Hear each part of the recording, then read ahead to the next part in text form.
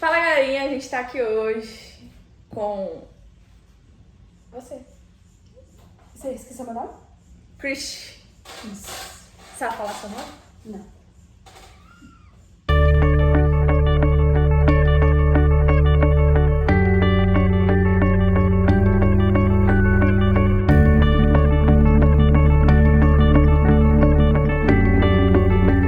Fala, galera do Teológica. Voltamos Finalmente. a pedidos, a clamores e intercessões. Chegamos. Amém. E a série de hoje vai ser sobre Ruth, o livro de Ruth, obviamente, mas tem vários personagens. Lembrando você de uma coisa, a gente já tem uma série gravada. Pra você aproveitar mais essa série, volta lá nos episódios, revisa se você já assistiu, se você não assistiu, assiste, que é como ler a Bíblia. Bom, a gente vai estar lendo de um jeito muito profundo, especial, e todas as dicas de como a gente faz essa leitura estão naquela série de como ler a Bíblia. Então, beleza? Bora? Bora. Partiu. Vamos pegar lá a Bíblia e abre a Bíblia em Ruth, capítulo 1. A gente vai começar então pelo capítulo 1. Ruth é uma história muito conhecida, e o engraçado de ler uma história conhecida, ou a gente pode até dizer o perigo de ler uma história conhecida, é a ideia de eu já sei a história, eu já sei os detalhes, eu leio sem atenção. E tem também muitas dicas quando a gente lê, e um dos vídeos era um vídeo sobre intertextualidade. Ruth faz referências a outras histórias bíblicas e a outros momentos bíblicos, que se a gente pega as dicas, a gente começa a conectar e entender a sutileza dos detalhes e as referências internas do livro. Então o livro começa assim: nos dias em que julgavam os juízes, houve uma fome na terra, e um homem de Belém de Judá saiu para habitar na terra de Moabe, com a sua mulher e os seus 2 filhos. À primeira vista, isso parece um verso que é simplesmente a informação mais básica, mais simples, sem conteúdo, digamos assim, que você precisa só para entender o período histórico e o local. Só que o leitor do texto bíblico sabe que Moabe Tem um significado para Israel, e que o tempo dos juízes foi um tempo muito específico. Você já falou que ele saiu de Belém? Já. E tem fome na terra do pão, na casa do pão. Uhum. Belém. Então, no verso 1, a gente tem muito mais informação do que aparenta a princípio.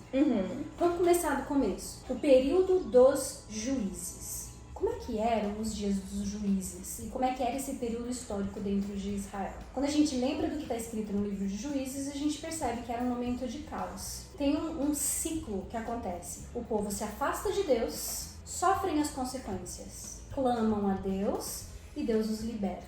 No tempo dos juízes, houve uma fome na terra. A fome é uma das consequências da quebra da aliança. É um momento em que Deus, ao retirar a sua proteção, eles ficam vulneráveis às coisas naturais que acontecem naquela região do mundo. Mas, como a proteção tá retirada, você já consegue encaixar Ruth num momento específico de juízes. Ok. Se afastaram do Senhor. Então a gente já tem uma noção de como que Israel estava nessa época. Nessa época bem específica, quando este homem sai. Aí ele sai de Belém de Judá para morar em Moabe. Belém de Judá. Belém em hebraico significa casa do pão.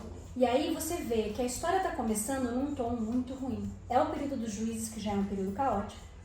Está na fase ruim do ciclo de juízes, que é o período de abandono, e está tendo fome num lugar que chama Casa do Pão. E esse homem sai para ir para Moabe. A relação Moabe-Pão também é legal, porque durante o êxodo, as pessoas estão saindo do Egito e eles fazem um caminho que os obriga a atravessar o território de Moabe. Em Deuteronômio tem muitas referências em Deuteronômio, né? A quebra da aliança, a Sim. punição tá lá em Deuteronômio. Sim. Eles falam que os moabitas...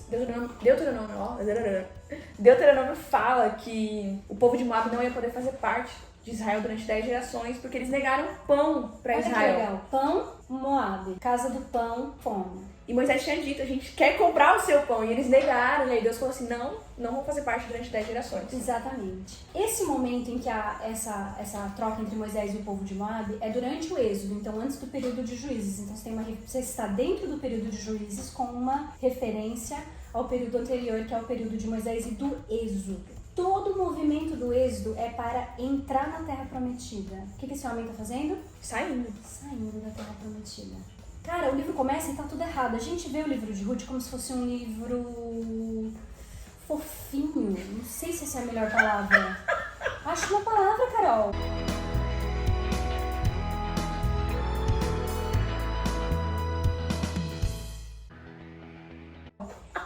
um livrinho assim, que bonitinho. Que bonitinho, ela cuida da sogra dela. Trabalhando. Mas o livro abre num tom de desesperança. E não é uma desesperança porque as coisas estão dando errado só. É uma desesperança que tá todo mundo fazendo tudo errado. Eles quebraram a aliança e por isso estão passando fome. E o homem, esse homem não foi nomeado ainda, ele decide resolver o problema dele fazendo a rota contrária do êxodo, saindo da terra prometida. Para ir buscar comida onde? No lugar que negou comida durante o êxodo. Quando na verdade, nos livros anteriores, é Deus quem proveu o pão. Exatamente. Então é aquilo, é uma desesperança baseada nas pessoas que fazem escolhas erradas. E aí a gente segue e vai aparecer o nome dessas pessoas. Os nomes são significativos no texto bíblico. E eles acabam assim, o autor bíblico, então Deus e a pessoa que ele está inspirando escolhem que nomes vão aparecer. Por isso que tem histórias em que as pessoas não recebem nome. Ou o nome vai atrapalhar a nossa compreensão da história, ou o nome não é importante para a história. Ou o nome vai trazer muita compreensão da história. Então aí ele aparece. Essa é a questão, se ele omite ou ele dá o nome.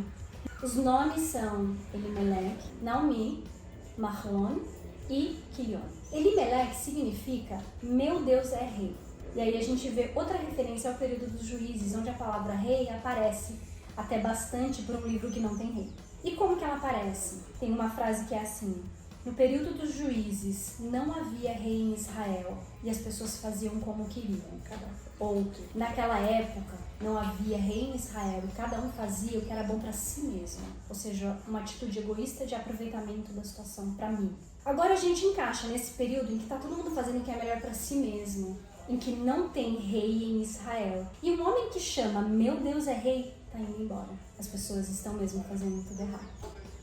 Eu acho que a gente pode parar por aqui e continuar. Daqui 5 minutos? Quando as pessoas lá fora pararam de falar?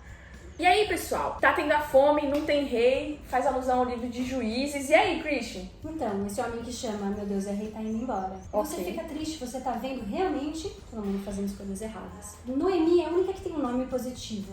O nome dela significa agradável. Mas os filhos dele são chamados destruição e doença. Mahlon, doença, Quilion, destruição ou extinção. Se você tá grávida, ó, sugestão, hein?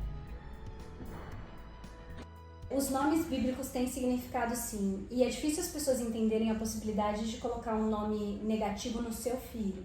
Mas as pessoas colocavam os nomes refletindo o que estava acontecendo na sociedade. Então faz todo sentido esses nomes diante de um povo que está no ciclo baixo, um povo que abandonou a Deus, um povo que está sofrendo as consequências, um lugar que tem fome e essa desesperança de que nada bom vai acontecer, essa busca pelo que Deus provê em outro lugar, que é o que a gente está vendo aqui. A primeira coisa que acontece, parece até que foi dado um spoiler, que é Elimelec morre. A impressão que a gente tem é que ele mal chega em Moab e ele morre, então as coisas não estão ficando melhores. E aí os filhos dele se casam com mulheres moabitas. Mulheres moabitas. No livro de Números tem uma história inteira só sobre mulheres moabitas, que fala que essas mulheres seduziram Israel ao paganismo. É dentro da história de Balaão, um pouquinho depois na verdade. E é uma sugestão de Balaão que fala isso para as pessoas. Ele fala: eu não consegui amaldiçoar esse povo para você, mas usa suas mulheres para trazer Israel para o culto pagão. E eles caem nessa armadilha. Então, a primeira vez que a gente lê mulheres moabitas, a gente pensa assim: péssima ideia, outra decisão errada. E aí vem assim, para quem já leu o livro, o spoiler, que é assim: cara, mas a gente sabe que Ruth vai ser uma pessoa maravilhosa.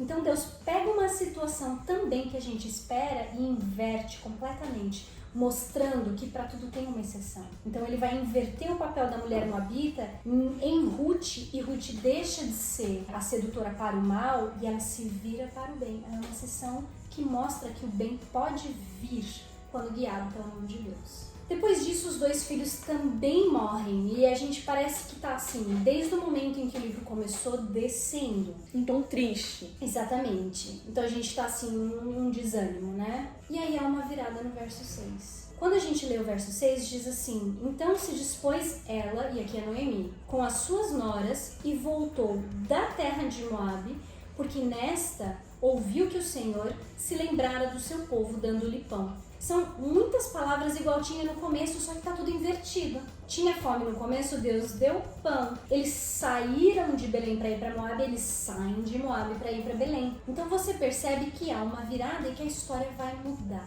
Outra coisa interessante, que eu acho que é uma das minhas características preferidas nesse verso, é o fato da maneira como ele é organizado. Os verbos, eles não são colocados de forma cronológica. Os verbos são colocados de acordo com a intenção do autor para enfatizar a ação mais importante. Então, olha só, a gente tem os verbos dispôs, o que está por trás é o verbo se levantou, tá? Então, ela levantou para voltar. Isso é a intenção dela. Aqui na nossa tradução, de novo, tem voltou. Ela se levantou para voltar. Por quê? Ouviu que Deus lembrou ou visitou, que também é muito mais próximo do lembrar. Aqui Deus não está lembrando, ele está realmente visitando. E visitar não é só visitar. Ouvir não é só ouvir. Sempre indica que Deus vai fazer uma ação a respeito. Então essas 4 ações, levantar, ouvir, visitar e dar o pão, são as ações que estão colocadas, mas não está na ordem. Qual é a ordem cronológica? Primeiro Deus visitou, depois ele deu pão, depois ela ouviu e depois ela levantou. A última coisa que ela faz na ordem cronológica é levantar, mas aqui é a primeira coisa que aparece. Por que é a primeira coisa que aparece? Porque na vida de Noemi é a decisão mais importante que ela faz. Deus estava lá abençoando o seu povo, dando pão para o seu povo, mas Noemi só ia se aproveitar, só ia receber essa bênção se ela levantasse para ir para o lugar aonde ela pertencia, dentro do povo de Deus, na terra prometida. Então, a ação dela é representante da escolha que ela faz, que entra no nosso livre-arbítrio. Deus está ali, Ele está abençoando. A sua escolha é: eu vou participar dessa bênção ou não. Muito bom.